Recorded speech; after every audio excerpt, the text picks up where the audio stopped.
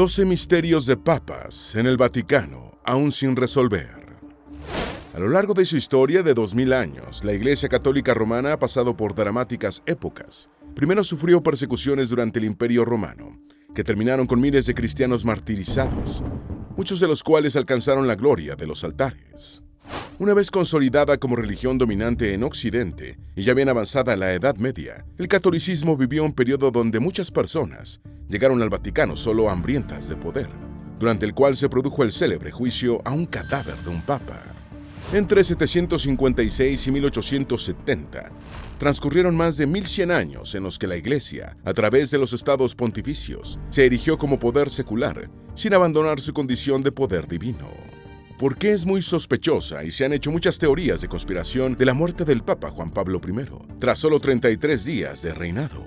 ¿Qué eran los antipapas? ¿Cómo fue la misteriosa muerte del banquero del Vaticano? ¿Cuál fue el extraño rol del Vaticano con la disolución de los caballeros templarios? Antes de meternos a fondo, no te olvides de suscribirte a nuestro canal y activar las notificaciones para mantenerte al día con nuestras actualizaciones.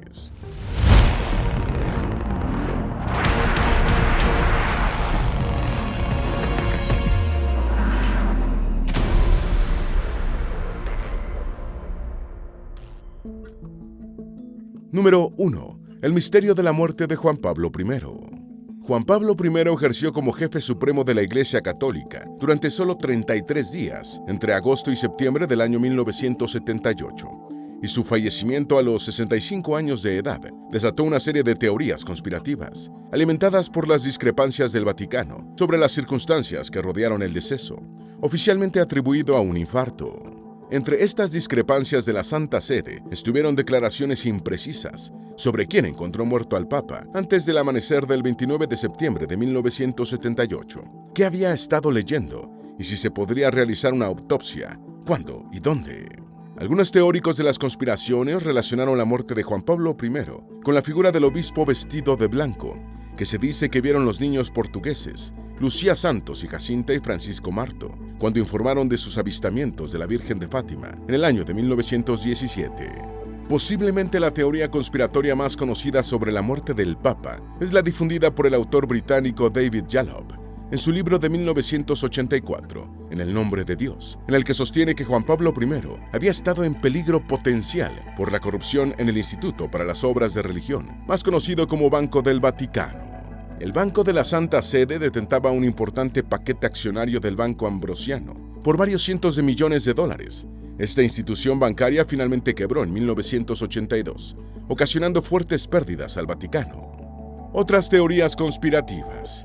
El abad y teólogo George de Nantes, un católico tradicionalista fallecido en 2010, dedicó la última parte de su vida a intentar construir un caso de asesinato contra el Vaticano, recogiendo declaraciones de personas que conocieron a Juan Pablo I antes y después de su elección. Los escritos del abad señalan que el Papa del Papado efímero había identificado en el Vaticano a una camarilla de sacerdotes masones que pretendían hacer reformas de calado en la Iglesia. El movimiento tradicionalista católico y otras organizaciones en la misma línea sugirieron que el Papa quizá fue asesinado para impedir la restauración de la misa tridentina o misa tradicional latina que tenía en mente. El sacerdote estadounidense Charles Moore resaltó en su libro de 2017, La Madrina, Madre Pascalina, la coincidencia de que Juan Pablo I había intentado disciplinar al cardenal Sebastiano Baggio. Según Muir, Baggio fue la última persona que vio con vida a Juan Pablo I y designó a muchos obispos liberales, incluido el ex cardenal estadounidense Theodore McCarrick, expulsado de la iglesia en 2019 por comportamiento indebido con adultos y menores. En su libro del año 2019, Cuando la bala golpea el hueso, Antonio Raimondi, quien dice ser sobrino del mafioso Lucky Luciano, afirma que ayudó a su primo, el arzobispo Paul Marcinkus, a matar a Juan Pablo I, poniendo Valium en su té para dejarlo inconsciente y luego envenenándolo con cianuro. Según Raimondi, el asesinato fue perpetrado para impedir que el Papa expusiera un fraude bursátil masivo dirigido por personas con información privilegiada del Vaticano, añadiendo que en el cadáver de Juan Pablo I seguramente se conservan los restos del cianuro utilizado. Número 2. Atentado de Anagni. El atentado de Anagni, también conocido como ultraje o bofetada de Anagni, fue un episodio sucedido en la ciudad de Anagni, cerca de Roma, el 7 de septiembre de 1303. Si bien ha sido descrito literalmente como una bofetada que el militar italiano Sciarra Colonna le propinó al Papa Bonifacio VIII, ahora se cree que no se trató propiamente de un golpe físico, sino moral.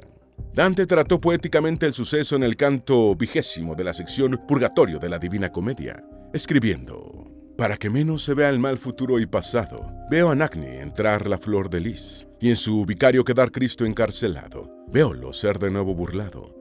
Veo renovar el vinagre y la hiele, y entre vivos ladrones ser Oxiso.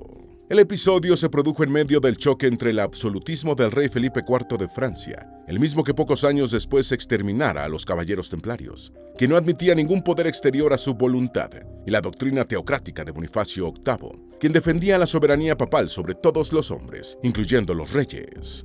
Bonifacio murió moralmente abatido por el ultraje recibido. Bajo el criterio de la soberanía universal del Papa, Bonifacio tenía previsto excomulgar a Felipe el 8 de septiembre de 1303 en Anagni, así como declarar que los súbditos del monarca de Francia quedaban libres del juramento de fidelidad, pero el rey francés ideó un plan para tomar la iniciativa. El 7 de septiembre, una columna del ejército francés asaltó la casa papal en Anagni y ultrajó al Papa, episodio en el que murieron varios sirvientes pontificios y el arzobispo Gregorio Bixkey. Los franceses sometieron al Papa 3 días de privaciones de alimentos y agua para doblegarlo, y al ver que no lo conseguían, supuestamente Colonna, su enemigo personal, lo golpeó en el rostro con su guante de hierro. Sin embargo, la bofetada no está históricamente verificada. La población de Anagni reaccionó contra los franceses, y estos prefirieron retirarse. Bonifacio VIII pudo retornar a Roma, pero un mes después murió. Se dice que en medio de una fuerte depresión por el ultraje recibido. Número 3. La misteriosa muerte del banquero del Vaticano. La corrupción que, según David Yallop, constituía un peligro potencial para la vida del Papa Juan Pablo I, era muy real e involucraba al obispo estadounidense Paul Marcinkus, presidente del Banco del Vaticano, y a Roberto Calvi, presidente del Banco Ambrosiano. Calvi era un italiano apodado el banquero de Dios por sus estrechos vínculos financieros con la Santa Sede. Se incorporó al Banco Ambrosiano después de la Segunda Guerra Mundial, alcanzando la presidencia en 1975. En 1978, el Banco de Italia puso al descubierto sus malos manejos en el Ambrosiano, recibiendo una condena en suspenso de 4 años de prisión. Escapó a Londres y el 18 de junio de 1982, su cadáver fue encontrado colgado en un andamio en el puente de Blackfriars. 2 investigaciones forenses y una tercera independiente concluyeron que fue un asesinato. Las sospechas populares han relacionado su muerte con funcionarios corruptos del Banco del Vaticano, la mafia siciliana y la logia ilegal de la masonería continental Propaganda Due, a la que Calvi pertenecía. Antes de morir, Calvi advirtió a Juan Pablo II sobre el inminente escándalo del Banco Ambrosiano. En 1974, cuando Calvi era director general del Banco Ambrosiano, se produjo un escándalo después de que el Vaticano perdiera $30 millones en la bancarrota del Franklin National Bank, propiedad del financiero italiano Michele Sindona, conocido en el ámbito bancario como el Tiburón. Sindona recibió una condena a cadena perpetua por el asesinato del abogado Giorgio Ambrosoli y en 1986 fue envenenado en prisión con una mezcla de café con cianuro. El 5 de junio de 1982, 13 días antes de aparecer muerto en Londres, Calvi le escribió a Juan Pablo II, advirtiéndole de que el colapso del Banco Ambrosiano provocaría una catástrofe de proporciones inimaginables en la que la Iglesia sufriría el daño más grave. La correspondencia de Calvi confirmó que sus transacciones bancarias ilegales eran conocidas en el Vaticano. En 1984, el Banco del Vaticano acordó pagar $224 millones a 120 acreedores del Ambrosiano, como reconocimiento de la implicación moral en el colapso del banco. Número 4. Desaparición de Emanuela Orlandi. Emanuela Orlandi fue una adolescente de 15 años, residente del Vaticano, misteriosamente desaparecida en 1983, mientras regresaba de una escuela de música de Roma.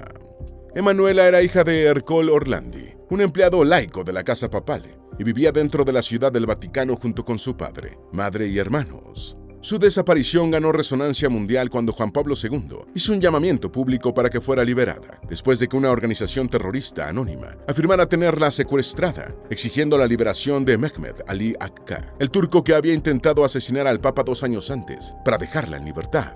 Sin embargo, la investigación concluyó que el secuestro y canje por Akka era una tapadera, y la verdadera causa de la desaparición sigue siendo desconocida.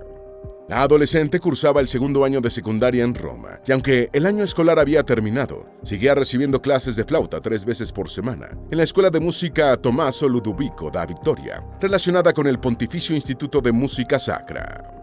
Teoría sobre la desaparición. En una entrevista en prisión 10 años después del secuestro, Acca, quien antes había declarado que Emanuela había sido secuestrada por agentes búlgaros de los Lobos Grises, señaló que la joven estaba viva y vivía a salvo en un convento de clausura en Europa Central. En 2008, Günther Bonskak, un exagente de seguridad de la República Democrática Alemana, dijo que el Servicio de Inteligencia de Alemania del Este utilizó el caso de Emanuela para crear una falsa conexión entre Acca y los Lobos Grises, con el fin de desviar la atención de los búlgaros en relación con el atentado contra Juan Pablo II. En 2006 surgió la versión de que Emanuela había sido secuestrada por la organización criminal Banda della Magliana, por orden del arzobispo Paul Marcinkus, exdirector caído en desgracia del Banco del Vaticano, como parte de un juego de poder. Otras versiones se han apartado del secuestro, señalando que Emanuela se fue voluntariamente con alguien, o fue víctima de un asesino en serie, o murió accidentalmente en medio de una celebración en la que participaban altas figuras del Vaticano. Número 5. Concilio cadavérico. El Sínodo del Cadáver, también conocido como el Juicio del Cadáver, es el nombre que recibe un extravagante proceso eclesiástico al que fueron sometidos los restos mortales del Papa Formoso, fallecido 7 meses antes, por disposición y bajo la dirección del Papa Esteban VI.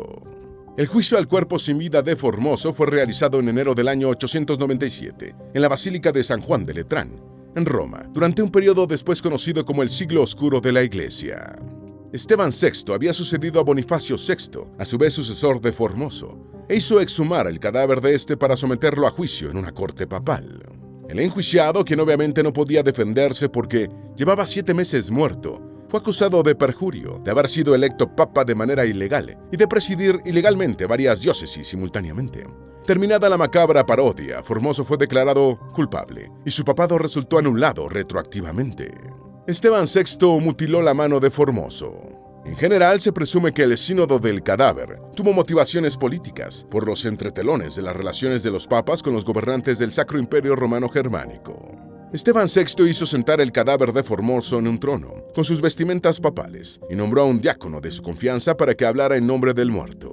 Según el historiador Luis Prando de Cremona, Esteban VI le preguntó al cadáver: «Cuando eras obispo de Porto, ¿por qué usurpaste la sede universal romana con tal espíritu de ambición?». Finalmente, los restos de Formoso fueron declarados culpables, y según Luis Prando y otras fuentes, el cadáver fue despojado de sus vestimentas papales y Esteban VI le cortó los 3 dedos de la mano derecha que en vida había utilizado para bendecir. Seguidamente, el Papa en ejercicio invalidó todos los actos oficiales de Formoso, incluyendo sus designaciones de obispos, cuyos cargos quedaron vacantes para ser ocupados por aliados. Como acto final, el cadáver de Formoso fue enterrado en un cementerio para extranjeros, solo para ser desenterrado y atado a pesos, antes de ser arrojado al río Tíber. El horrendo espectáculo puso la opinión pública en contra de su promotor, y 7 meses después Esteban VI fue encarcelado y estrangulado. Número 6. Benedicto X, antipapa. Benedicto X, de nombre secular Giovanni, fue elegido papa para suceder a Esteban IX en abril de 1058, pero se encontró con la oposición de una facción rival que eligió a Nicolás II. Huyó de Roma en enero de 1059, 9 meses después de su elección, dado por terminado su papado, y actualmente se le considera un antipapa. Era hijo de Guido, señor de Poli, quien a su vez era el hijo menor de Alberico III, conde de Tusculum, la dinastía política dominante en la región en ese momento. Era sobrino del notorio Papa Benedicto IX, quien estableció varios récords para el papado. Benedicto fue papa durante 3 periodos entre 1032 y 1048, único de la historia con más de un reinado. Cuando fue electo por primera vez tenía 20 años o incluso menos. El papa más joven de la historia. Ha sido también el único papa acusado de vender el papado. Se afirma que Benedicto X recibió el apodo de Mincius o Delgado, pero no por su contextura, sino por su ignorancia. Murió en arresto domiciliario. Tras la elección de Nicolás II, a Benedicto se le permitió marcharse en libertad, y en marzo de 1060 retornó a Roma a su propia casa, cerca de la iglesia de Santa María la Mayor. Entonces el Papa Nicolás lo hizo arrestar, señalando que su sumisión no era suficiente, y lo juzgó públicamente.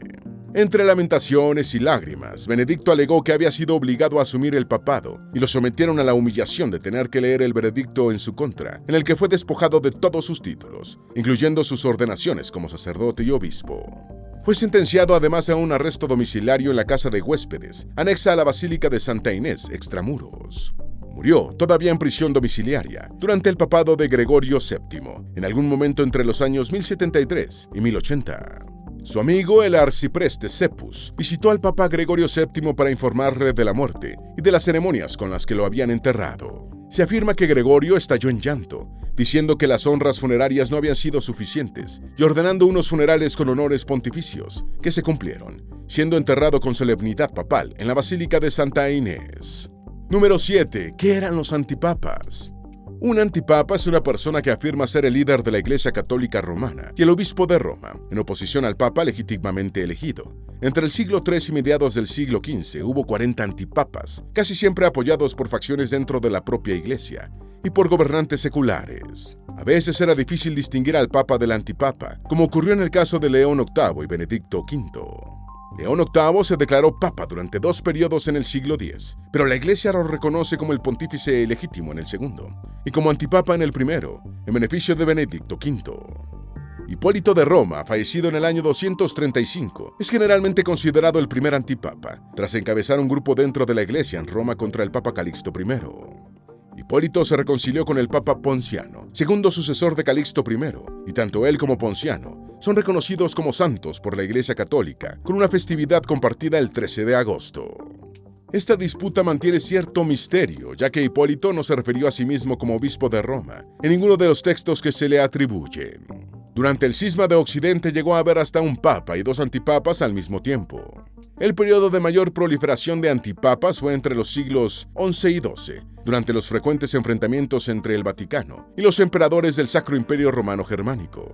Los monarcas imperiales imponían candidatos según sus intereses políticos, y los papas patrocinaban a pretendientes a la corona secular, en oposición a emperadores en ejercicio. El cisma de Occidente se inició en 1378, cuando los cardenales franceses eligieron al antipapa Clemente VII, alegando que la elección del papa romano Urbano VI había sido inválida. Esto condujo finalmente a 2 líneas de antipapas en competencia, la línea de Aviñón, cuando Clemente VII regresó a la ciudad francesa, y la línea de Pisa, donde el concilio pisano eligió en 1409 al antipapa Alejandro V como tercero en discordia. Para poner fin a la situación cismática, el concilio de Constanza depuso al antipapa pisano Juan XXIII en abril de 1415, y 3 meses después dimitió Gregorio XII de la línea romana. En 1417, el mismo concilio depuso al antipapa Benedicto XIII de la línea de Aviñón, aunque este no aceptó la decisión. Finalmente, Martín V obtuvo el consenso en 1417, excepto por el poco influyente grupo de Aviñón. Número 8. El misterio del intento de asesinato de Juan Pablo II. El 13 de mayo de 1981, el Papa Juan Pablo II recibió 2 impactos de bala en la plaza de San Pedro de la Ciudad del Vaticano, propinados por el turco Mehmet Ali Anka. El Papa sufrió una gran pérdida de sangre y su situación fue delicada hasta que finalmente se recuperó. Acca fue sometido inmediatamente y más tarde juzgado en un tribunal italiano, que lo condenó a cadena perpetua. Juan Pablo II dio su perdón al turco, quien, a petición del pontífice, fue indultado y deportado a Turquía en 2000. 2 años antes del atentado, el New York Times había descrito a Acca como el asesino confeso de un periodista de Estambul, añadiendo que el turco definía al Papa como el líder enmascarado de las cruzadas, amenazando con dispararle si Juan Pablo II no cancelaba su planeada visita a Turquía, que de todas formas hizo en noviembre de 1979. Diferentes versiones vincularon a los gobiernos de la Unión Soviética, Bulgaria, Alemania Oriental y Turquía con el atentado. La conexión búlgara. Tras ser arrestado, Acca declaró que había hecho varios viajes a Sofía, Bulgaria, donde afirmó haber hecho contactos con un agente búlgaro. Como consecuencia fue detenido el búlgaro Sergei Antonov y acusado de organizar el complot, aunque resultó absuelto. Otra versión señaló que el complot fue organizado por la Unión Soviética, que encargó la ejecución a Bulgaria y Alemania Oriental. La idea del involucramiento de la URSS tenía muchos partidarios por la posición frontal de Juan Pablo II contra el comunismo, que finalmente colapsaría en buena medida gracias a él y a Ronald Reagan. Otro relato atribuyó el atentado al turco Abdullah Katli y sus Lobos Grises, el movimiento de extrema derecha y ala juvenil del Partido del Movimiento Nacionalista de Turquía. Esta versión señaló que Katl había organizado el atentado a cambio de dinero para su organización. Cattell dijo ante un juez en 1985 que había sido contactado por la BND, la agencia de inteligencia alemana occidental, que le habría prometido una buena suma de dinero si implicaba a los servicios rusos y búlgaros en el intento de asesinato contra el Papa. Finalmente, el único condenado por el atentado contra Juan Pablo II fue el autor material, Mehmet Ali Akka. Número 8. El rol del Vaticano en la disolución de los Caballeros Templarios. En 1307, los miembros de la Orden de los Caballeros Templarios en el Reino de Francia fueron sorpresivamente acusados de herejía y arrestados después de que su líder, Jacques de Molay, llegara a Francia para reunirse con el Papa Clemente V. Muchos templarios, incluyendo a de Molay, fueron quemados en la hoguera, mientras que otros recibieron condenas a prisión perpetua. Los sucesos en Francia condujeron a arrestos y juicios en otros lugares, aunque no todos con un resultado similar. La Orden de los Templarios había sido fundada en 1120, en tiempos del Reino Latino de Jerusalén, con el objetivo de proteger a los peregrinos europeos que viajaban hacia y desde Tierra Santa. Con el tiempo, su rol de banqueros de los peregrinos, los muchos regalos en tierras y otros bienes que recibían de los reinos y de particulares de Europa, y sus inversiones inmobiliarias, los convirtieron en la orden religiosa más rica de la historia. Su destrucción fue orquestada por el rey francés Felipe IV para deshacerse de su fuerte endeudamiento con la orden, aniquilación que no solo contó con la anuencia, sino con la colaboración del Papa Clemente V. Clemente V debía su papado a Felipe IV.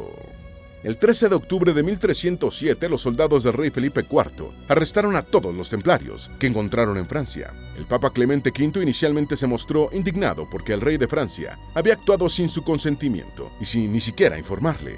Clemente V, primer papa en reinar desde Aviñón, estaba en manos de Felipe IV y el 22 de noviembre de 1307 ordenó a los reinos cristianos de Europa, mediante un decreto papal, que los templarios fueran arrestados y sus propiedades confiscadas en nombre de la Iglesia. Sin embargo, los acontecimientos ya se habían precipitado y mientras el Papa trataba de interceder por los templarios enjuiciados, Felipe IV los iba asesinando, la mayoría en la hoguera. Al final, la aniquilación de los miembros de la orden fue un hecho consumado por el rey de Francia, independientemente de lo que pensara el Papa.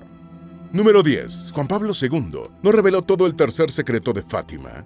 Según Lucía Santos, uno de los 3 niños que reportaron las apariciones marianas en Fátima en 1917, la Virgen les confió 3 secretos. Los 2 primeros secretos fueron revelados en 1941, en un documento escrito por Lucía, quien se había convertido en monja. El primer secreto es una visión del infierno y el segundo dice que la Primera Guerra Mundial terminaría, pero que otra guerra peor comenzaría si no se dejaba de ofender a Dios. Cuando el obispo José Alves Correia da Silva le pidió en 1943 a Lucía que revelara el tercer secreto, la religiosa lo evitó señalando que aún no estaba convencida de que Dios la había autorizado claramente a actuar. Sin embargo, presionada por el obispo, Lucía escribió el tercer secreto y lo selló en un sobre, que no debía ser abierto hasta el año de 1960, cuando aparecerá más claro. El tercer secreto fue revelado oficialmente por Juan Pablo II en 2000, y su texto dice que si la Virgen no es debidamente acatada en sus peticiones, Rusia difundirá guerras y perseguirá a los miembros de la Iglesia. Algunos sostienen que el Papa no reveló por completo el tercer secreto, versión que el Vaticano niega. El tercer secreto de Fátima pronosticaba el atentado contra Juan Pablo II. El primero en leer el tercer secreto fue el Papa Juan XXIII, quien optó por guardarlo en el archivo secreto del Vaticano, sin hacer comentarios sobre su contenido. Pablo VI también lo leyó en 1965 y procedió de igual forma que su antecesor. Tras recuperarse del atentado que casi le costó la vida en 1981, Juan Pablo II pidió leer el tercer secreto. Poco después pensó en hacer una consagración mundial en torno al corazón inmaculado de María, realizando el primer acto el 7 de julio de 1981. Desde entonces se ha especulado con el tercer secreto, que pronosticaba el atentado contra Juan Pablo II. Antes de la revelación del tercer secreto por el Papa, el secretario de Estado del Vaticano, Angelo Sodano, dijo que este tenía que ver sobre todo con la lucha de los sistemas ateos contra la Iglesia y los cristianos. Número 11. El Papa científico y erudito y su biblioteca perdida. Silvestre II fue un erudito francés que reinó como papa y gobernó los estados pontificios entre 999 y 1003, año de su muerte. Respaldó y promovió el estudio de la astronomía y las matemáticas grecorromanas y árabes, y reintrodujo en la cristiandad occidental el uso de la esfera armilar, el ábaco y el órgano de agua, que habían desaparecido de la Europa latina después del colapso del Imperio Romano de Occidente. Se afirma que Silvestre II fue el primer gobernante en la Europa cristiana en introducir el sistema de numeración decimal hindú-arábigo. Antes de ascender al trono papal, Silvestre II, cuyo nombre secular era Gerberto de Aurillac, estudió en los monasterios de Barcelona, bien dotados de manuscritos científicos árabes, especialmente procedentes de Córdoba, uno de los mayores centros intelectuales de Europa en ese momento. La Biblioteca de Silvestre II. A finales de 984, Herberto le escribió al abad Eberhard de Tours sobre un proyecto para fundar una gran biblioteca científica. Destinó cuantiosas sumas de dinero en el establecimiento de la colección, comprando textos de una amplia variedad de géneros y autores por toda Europa occidental. Escribió a gran cantidad de abades y monjes destacados, solicitando copias de obras clásicas de sus abadías. También adquirió textos de autores de épocas anteriores, incluyendo los romanos Cicerón y Estacio. Existen cartas en las que consta que le solicitó un libro de astrología a Lupitus de Barcelona y otro de aritmética al obispo de Girona, Miró Bonfil. De esto se ha inferido que la colección contenía muchos volúmenes de libros que cubrían una amplia variedad de temas, pero se desconoce el tamaño exacto y la influencia que tuvo la desaparecida biblioteca. Número 12. ¿Son realmente los huesos de San Pedro los que están en la tumba de San Pedro bajo la Basílica de San Pedro en el Vaticano? De acuerdo con la tradición cristiana, el apóstol Pedro murió crucificado, con la cabeza hacia abajo a petición propia, en torno al año 67, en Roma, en tiempos del emperador Nerón. Según las autoridades católicas, la tumba de San Pedro es un sitio bajo la Basílica de San Pedro, que forma parte de una estructura construida especialmente para situar los restos del apóstol y primer papa. Aunque se han encontrado muchos huesos en el sitio, en 1950 el Papa Pío XII declaró que no podía confirmarse con total certeza que alguno perteneciera a San Pedro. Sin embargo, en 1968 el Papa Pablo VI dijo que las reliquias de San Pedro habían sido identificadas de una manera que definió como convincente, y se aportaron pruebas circunstanciales para apoyar la afirmación papal. Discrepancias entre arqueólogos sobre la autenticidad de los huesos atribuidos a San Pedro. La referencia más antigua a la muerte del apóstol Pedro se encuentra en una carta de cerca del año 96, dirigida por Clemente, obispo de Roma, a los corintios. El historiador Eusebio, contemporáneo de Constantino el Grande, escribió que Pedro llegó a Roma y fue crucificado cabeza abajo. En su libro Historia de la Iglesia, Eusebio señala que los sitios de enterramiento de los apóstoles Pedro y Pablo eran conocidos en su época. La supuesta tumba de San Pedro se encuentra al pie de un edículo, bajo el suelo. Pruebas realizadas permitieron establecer que un conjunto de huesos perteneció a un hombre de entre 60 y 70 años, y la arqueología erudita italiana, Margherita Garducci, argumentó que se trataba de los restos de San Pedro y que habían sido trasladados a su emplazamiento, en tiempos de Constantino, tras la paz de la Iglesia. Antonio Ferro, el arqueólogo que dirigió la excavación, señaló que no estaba seguro de que se tratara de los huesos de San Pedro. Esperamos que este video te haya sido útil. Si tienes algo que agregar, por favor, compártelo con nosotros en la sección de comentarios. Dale me gusta a este video y envíale el enlace a tus familiares y a tus mejores amigos para que también sepan más sobre los 12 misterios de papas en el Vaticano, aún sin resolver. Si eres nuevo en nuestro canal, no olvides suscribirte. No se te olvide seguirnos en todas nuestras redes sociales, que van a estar aquí abajo en la descripción. Recuerda, un pueblo que no conoce su historia está condenado a repetirla.